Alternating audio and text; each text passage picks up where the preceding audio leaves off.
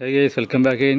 അപ്പോൾ വീണ്ടും ഒരു പുതിയ വീഡിയോയുടെ സ്വാഗതം. അപ്പോൾ കഴിഞ്ഞ പ്രാവശ്യം നമ്മൾ ബെയറിംഗ് റെഡിയാക്കിയ സമയത്ത് ഇതിൻ്റെ ഓയിൽ സീലിൻ്റെ കാര്യം വിട്ടുപോയി. സാറിൻ്റെ ഫ്രണ്ട് ഷോക്കിൻ്റെ ഓയിൽ സീൽ മാറ്റണം, അതുപോലെ ഓയിലൊക്കെ ചേഞ്ച് ചെയ്യണം, ഷോക്ക് ഓയിൽ.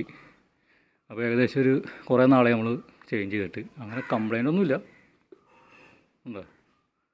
അപ്പോൾ നമുക്ക് എന്തായാലും ഇടയ്ക്കിടയ്ക്ക് മാറ്റുന്നതല്ലാണ് ഇത്. ഒന്നല്ലെങ്കിൽ ഓയിൽ സീൽ ഹാർഡായിപ്പോൾ, അല്ലെങ്കിൽ ഓയിൽ സീൽ തള്ളിയിട്ട് ഇവിടെ ഓയിൽ ലീക്കൊന്നും കാണുന്നില്ല, ഫ്രഷാണ്. പക്ഷേ ഓയിൽ മാറ്റുന്നതിൻ്റെ കൂടെ നമ്മൾ ഓയിൽ സീലൂടെയാണ് മാറ്റാണ്. അപ്പോൾ അത് ടയറൊക്കെ നമ്മൾ അഴിച്ച് വെച്ചിട്ടുണ്ട്. അപ്പോൾ ഈ സ്റ്റമ്പ് നമ്മൾ അഴിക്കണം. അതിന് നമ്മൾ ഇതെവിടെ ഒരു ബോൾട്ടുണ്ട്, ഈ ബോൾട്ടും ഈ രണ്ട് സൈഡിലെ ബോൾട്ടും മേലെയുള്ളത് ഇതുപോലെ രണ്ട് സൈഡിൽ അഴിച്ച് കഴിഞ്ഞാൽ പിന്നെ താഴേക്ക് സ്റ്റമ്പ് സിമ്പിളായിട്ട് ഊരാട്ടോ. കിറ്റൊന്നും അഴിക്കേണ്ട ആവശ്യമില്ല, ചുമ്മാ വലിച്ചെടുത്താൽ മതി. അപ്പോൾ നമുക്കിനി അത് ഊരിയെടുത്തിട്ട് നമ്മുടെ ഫ്രണ്ടിൻ്റെ വർക്ക്ഷോപ്പിൽ കൊണ്ടുപോയി ഓയിൽ സീൽ മാറ്റാം. ഓയിൽ നമുക്ക് തന്നെ ഒഴിക്കാം, ഓയിൽ സീൽ മാറ്റിയിട്ട് വരാം. ഓയിൽ സീൽ നമ്മൾ വാങ്ങിച്ചിട്ടുണ്ട്, ഒറിജിനലാണ് വാങ്ങിച്ചിട്ടുണ്ട് ഹീറോൻ്റെ. ഇത് CBZ, ഹങ്ക്, യൂണിക്കോൺ എല്ലാത്തിനും വന്നത് സെയിം തന്നെയാണ് കേട്ടോ. ഇത് ഒരെണ്ണത്തിന് തന്നെ 112 ഒറിജിനലാണ് വാങ്ങിച്ചിട്ടോ. ഇതിൻ്റെ വേറെ കമ്പനിയൊക്കെ അവനുണ്ട്, അത് 60 രൂപ ഒക്കെ ഉള്ളൂ. അപ്പോൾ നമുക്ക് തന്നെ വാങ്ങിച്ചിട്ട് അത് ഇട്ടിട്ട് വലിയ കംപ്ലൈൻറ്റുകളൊന്നും ഉണ്ടാവാറില്ല. അത് ഞാനിപ്പോൾ ഒരു 2 കൊല്ലം മുമ്പ്, 1.5 കൊല്ലം മുമ്പാണ് ഒരെണ്ണം മാറ്റിയത്, രണ്ടും മാറ്റിയത്. ഇടയ്ക്കിടയ്ക്ക് മാറുന്ന നല്ലതാണ്. ഇതാണ് ഓയിൽ സീൽ വരുന്നത്. ഈ ഭാഗത്തായിട്ടാണ് വന്നത് കേട്ടോ. ഇവിടെ ഉള്ളത് ഈ മുകളിലല്ല. എല്ലാവർക്കും സംശയമുണ്ട്, ചിലർക്ക് തെറ്റിയിരിക്കും. ഇതാണ് ഓയിൽ സീൽ, അതല്ല ഡസ്റ്റ് ക്യാപ്പാണ്. അത് പൊക്കിയിട്ട് ഇതിൻ്റെ അകത്ത് ഈ ഭാഗത്തായിട്ടാണ് സംഭവിക്കുന്നത്. അപ്പോൾ എന്തായാലും നമുക്കത് മാറ്റിക്കൊണ്ടുവരാം വർഷോപ്പിൽ കൊണ്ട്. അപ്പോൾ ഈ ടോപ്പിലുള്ള ഇനിട്ട് ഇത് അഴിച്ചെടുത്തിട്ടുണ്ട്, ഇതാണ് അഴിക്കേണ്ടത്. അതുപോലെ രണ്ട് സൈഡിലുണ്ട്. ഷോക്കിൻ്റെ ടോപ്പിലെ പ്ലേറ്റിൻ്റെ മുകളിലുള്ള നെട്ടാണത്. അടിയിലത്തെ ഇവിടത്തെയും അഴിച്ചിട്ടുണ്ട്, ലൂസാക്കിയിട്ടുണ്ട്. അതിന് ശേഷം സ്റ്റമ്പ് വലിച്ചങ്ങോട്ട് പോകുന്നുള്ളൂ. എന്താ സിമ്പിൾ, ഇത്രയുള്ള കാര്യം. രണ്ടും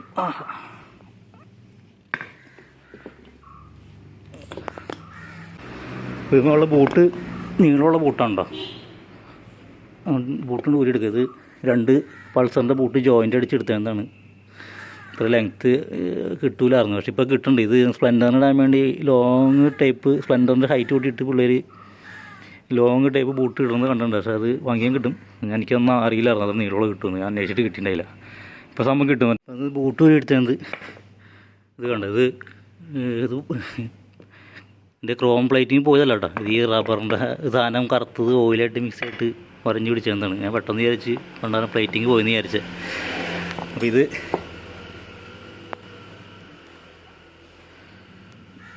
കുഴപ്പമില്ല, ഇത് നല്ല. പക്ഷേ ഈ ഒരു ഷോക്ക് ചെറുതായിട്ട് ഓയിൽ ലീക്ക് കാണുന്നുണ്ട് ഇവിടെ ചെറുതായിട്ട്. അപ്പോൾ ഈ സൈഡിലെ ഓയിൽ സീൽ കംപ്ലൈൻ്റ് ആണ്. എന്തായാലും മാറ്റി നമുക്ക് രണ്ടും മാറ്റിയേക്കാം.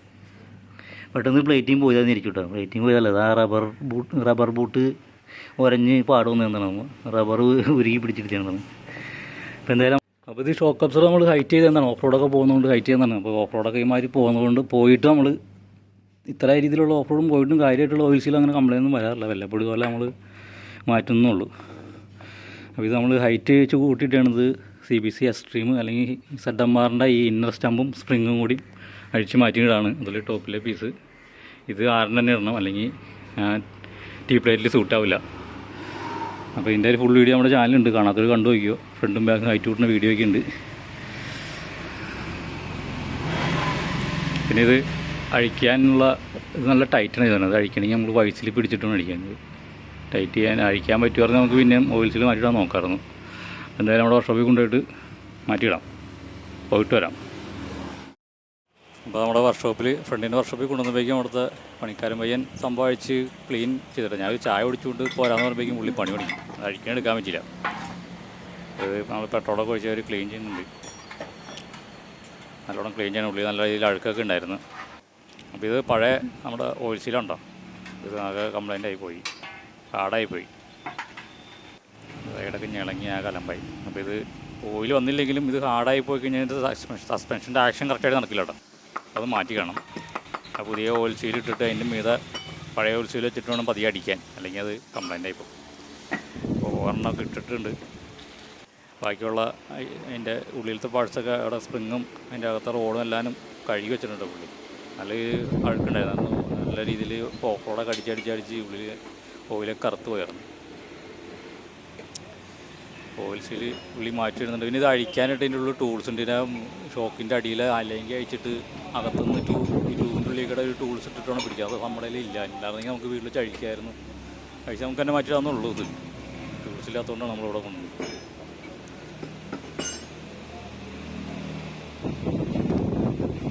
അപ്പോൾ പുതിയ ഓയിൽ സീൽ ഇറക്കി വെച്ചിട്ട് അതിൻ്റെ മീതെ പഴയ ഓയിൽ സീൽ അതിൻ്റെ മീതെ വെച്ചിട്ട് അത് വേണം അടിക്കണം കേട്ടോ. എന്നിട്ട് അത് ഇറക്കി കഴിഞ്ഞിട്ട് പഴയ ഓയിൽ സീൽ കുത്തിക്കളയാം, അല്ലെങ്കിൽ പുതിയത് ഡാമേജ് ആയി പോകും. എല്ലാവരും ചെയ്യണം അങ്ങനെയൊക്കെ തന്നെയാണ്. ഞാൻ ജസ്റ്റ് പറഞ്ഞോളൂ.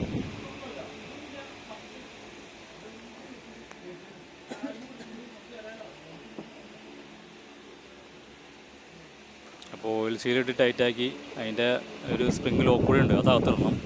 ആ ഒരു റിങ് പോലത്തെ ലോക്ക് കറക്റ്റായിട്ട് ഇട്ടതിന് ശേഷം നമുക്ക് അതിൻ്റെ മീതെ ഡസ്റ്റ് കാപ്പ് ഉണ്ട് കേട്ടോ, മീതെ ടോപ്പിൽ തന്നെ.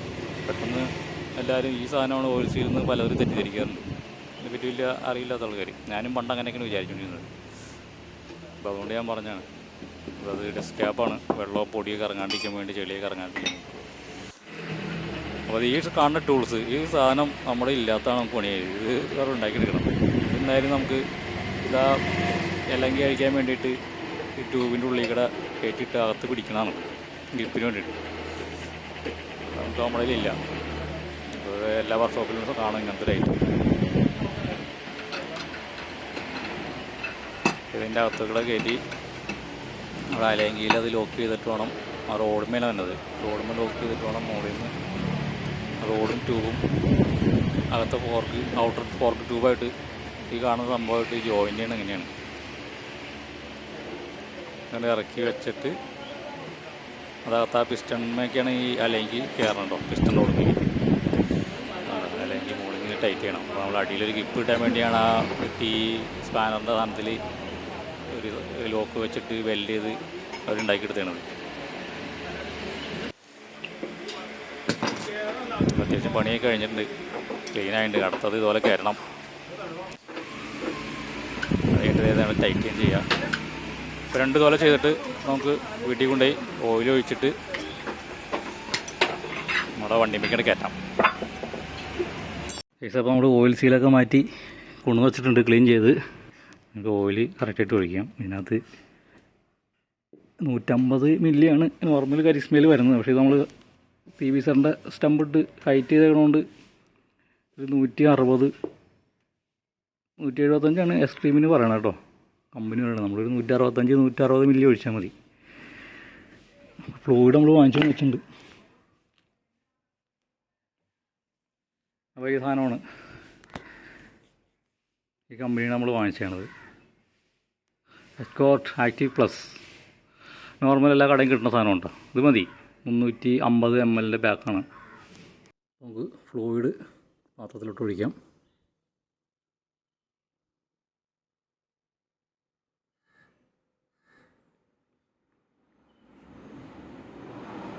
അപ്പോൾ ഒരു 60 മില്ലി നമ്മൾ ആദ്യം ഒഴിക്കുകയാണ്.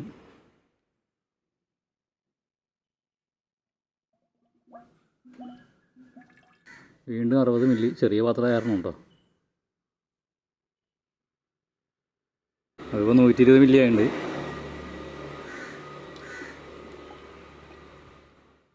നമുക്കൊരു 40 മില്ലി ഒഴിക്കാം. 160 മില്ലി ഓരോന്നിൽ ഒഴിക്കാം.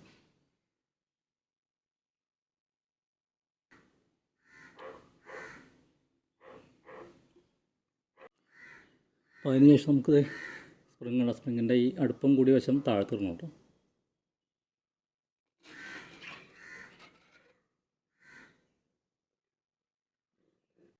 അപ്പോൾ നമുക്ക് ടോപ്പിനിട്ട് ഇടുന്നതിന് മുമ്പ് ഏതുമ്പോൾ നമുക്ക് ഈ സീലൻ്റ് ചുറ്റും ഇടണം കേട്ടോ.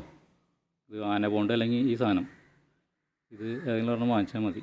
എല്ലാ ഓട്ടോമൊബൈൽ ഷോപ്പിൽ കിട്ടും. അതിൻ്റെ ചുറ്റും ഇട്ടിട്ട് വേണം കംപ്രസ് ചെയ്തിട്ട് വേണം ടൈറ്റ് ചെയ്യാൻ.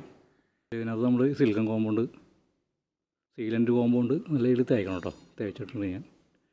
അതിനുശേഷം കംപ്രസ് ചെയ്തിട്ട് ഇത് ടൈറ്റ് ചെയ്യണം. അപ്പോൾ നമ്മൾ സ്റ്റമ്പ് ഓയിലൊക്കെ ഇട്ട് ടോപ്പിനോട്ടൊക്കെ ടൈറ്റ് ചെയ്ത് വെച്ചിട്ടുണ്ട്. ഇനി നമുക്ക് എടുത്ത് വണ്ടിയിലോട്ട് കയറ്റാം.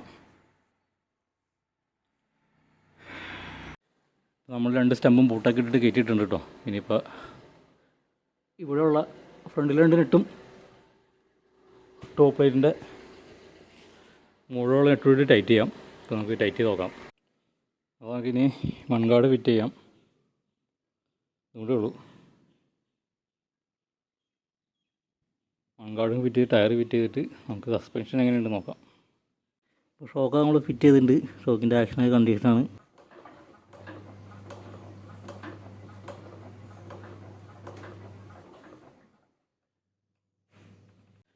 ഷോക്ക് അബ്സറൊക്കെ ഫിറ്റ് ചെയ്ത് കണ്ടീഷനാക്കിയിട്ടുണ്ട്. സെറ്റാണ്, ആക്ഷനൊക്കെ കൊള്ളാം. അങ്ങനെ ഇന്നത്തെ ചെറിയ അപ്ഡേഷൻ വർക്ക് കഴിഞ്ഞ് ചെറിയൊരു മെയിൻ്റനൻസ് വർക്കായിരുന്നു. അപ്പോൾ ഇനിയും ഓഫ് റോഡൊക്കെ പോയി അല്ലറ പണികളൊക്കെ വരാൻ സാധ്യതയുണ്ട്. അപ്പോൾ ചില ഒരു കമൻ്റ് ഇടും, ഇത് ഓഫ് റോഡ് കളിക്കുന്ന വണ്ടിയല്ല.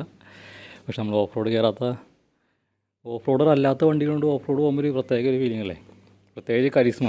ഇതിൻ്റെ ഒരു ഓഫ് റോഡ് കൊണ്ടുപോകാൻ മെയിൻ കാരണം എന്ന് വെച്ചാൽ ഇതിൻ്റെ എൻജിൻ തന്നെ ഒരു പഴയ ഹോണ്ട CRFൻ്റെ ഒരു എൻജിനാണ്. Honda CRF 230യുടെ. പിന്നെ ഇതിൻ്റെ ഓഫ് റോഡിങ് അല്ലാത്ത ഭാഗങ്ങളാണ് ഇതിൻ്റെ ബോഡിയും ഇതിൻ്റെ ചേസും. സസ്പെൻഷനൊക്കെ പിന്നെയും തിരക്കേടില്ലാത്ത സസ്പെൻഷനാണ്. 135 mm ട്രാവലിംഗ് ഉണ്ട് ഫ്രണ്ട്. ബാക്ക് നമ്മൾ പൾസറിൻ്റെ ഇട്ട് സോഫ്റ്റ്വെയർ ആക്കിയിട്ടുണ്ട്. ഇനി എന്നാലും ഒന്നുകൂടി ആംഗിളൊന്ന് ചരിച്ച് ഇടണം നമ്മൾ അടുത്ത പ്രാവശ്യം. അങ്ങനെ ചെയ്യാം. അപ്പോൾ ബാക്ക് നല്ല ആക്ഷൻ കിട്ടും, ട്രാവലിംഗ് കിട്ടും. ഫ്രണ്ട് പറ്റുമെങ്കിൽ ഇമ്പൾസിൻ്റെ എക്സ്പൾസിൻ്റെ കാര്യങ്ങളൊന്നും കുറേ നാളായി വിചാരിക്കണം. പക്ഷേ ഇതിൻ്റെ ഈ കോൺസെറ്റിൻ്റെ T സ്റ്റെമ്മിൻ്റെ സെൻറ്റർ ഷാഫ്റ്റ് വളരെ വണ്ണം കുറഞ്ഞാണ്. അപ്പോൾ അത് ചേസിൽ ഭയങ്കരമായിട്ട് പണിയുണ്ട്. അപ്പോൾ ചേസ് ഒന്നല്ലെങ്കിൽ ZMRൻ്റെ ചേസൊക്കെ കിട്ടുകയാണെങ്കിൽ മാറ്റാം. അല്ലെങ്കിൽ കോൺസെറ്റ് ലെയ്ത്തി കൊണ്ടുപോയി കനം കുറച്ചെടുക്കണം. അത് അതിൻ്റെ തിക്നെസ്സിനെ, അതിൻ്റെ ബലത്തെ ബാധിക്കും. എന്തായാലും നോക്കാം. ഫ്രണ്ടും സസ്പെൻഷൻ ഒന്ന് ട്രാവലിംഗ് കൂട്ടാൻ പറ്റുമെന്ന് നോക്കാം നമുക്ക്. ഇതിലും ട്രാവലിംഗ് ഉണ്ട്. ബജാജ് അവഞ്ചർ 145 mm ഉണ്ട്. അവഞ്ചറിൻ്റെ അടിയിലെ ഫോർക്ക് ട്യൂബ് എടുത്തിട്ടാലോ എന്നിങ്ങനെ ആലോചിക്കുന്നുണ്ട്. എന്തായാലും നോക്കട്ടെ. അപ്പോൾ ഇന്നത്തെ അപ്ഡേഷൻ വർക്ക് ഇതൊക്കെ ഉണ്ടാവുള്ളൂ. അപ്പോൾ ഷോക്ക് അബ്സർ റീകണ്ടീഷൻ ചെയ്യാനായിട്ട് ചിലവെന്ന് പറഞ്ഞാൽ ഒരു വർക്കിംഗ് ചാർജ് വർക്ക്ഷോപ്പിൽ ഏകദേശം ഒരു 300 വരും. പിന്നെ ഓയിൽ സീലിൻ്റെ 200, അതുപോലെ ഓയിലിൻ്റെ 150. വർക്ക്ഷോപ്പിൽ കൊടുത്ത് ചേഞ്ച് ചെയ്യുകയാണെങ്കിൽ ഓയിൽ സീലും ഓയിലും ഒക്കെ മാറുന്നതിന് ഷോക്ക് അബ്സറിൻ്റെ മാറ്റുകയാണെങ്കിൽ ഏകദേശം ഒരു 10-800 രൂപ കോസ്റ്റ് വരും കേട്ടോ. ഓയിലെല്ലാം കൂടി, പണിക്കാശെല്ലാം കൂടിയിട്ട്. പിന്നെ നമ്മൾ തന്നെ മാറ്റുകയാണെങ്കിൽ സാധനങ്ങളുടെ പൈസ വരുള്ളൂ. ഇപ്പോൾ എനിക്ക് ഒരു 10-700 ആയിട്ടുണ്ട് അതിൻ്റെ ഓയിലും ഓയിൽ സീല്, അതുപോലെ 300 രൂപ വർക്കിംഗ് ചാർജ് വാങ്ങിച്ചത് അവർ ഓയിൽ സീലൊക്കെ മാറ്റുന്നതിന്. അപ്പോൾ അത് ഓയിൽ സീലിനെ നമുക്ക് തന്നെ ആഴ്ച ടൂൾസൊക്കെ ഉണ്ടെങ്കിൽ നമുക്ക് തന്നെ മാറ്റാം. അതിൻ്റെ ഓയിലിൻ്റെയും ഓയിൽ സീലിൻ്റെയും ചിലവേ വരുള്ളൂ. അല്ലെങ്കിൽ വർക്കിംഗ് ചാർജൊക്കെ കൂടിയിട്ട് വരും. അപ്പോൾ ഇന്നത്തെ അപ്ഡേഷൻ വർക്ക് ഇതൊക്കെ ഉണ്ടാവുള്ളൂ. ഇന്നത്തെ മെയിൻ്റനൻസ് വർക്ക് ഇത്രേ ഉണ്ടാവുള്ളൂ. ഇനി അടുത്ത ഓഫ് റോഡ് പോയിട്ട് എങ്ങനെയുണ്ട് നോക്കാം.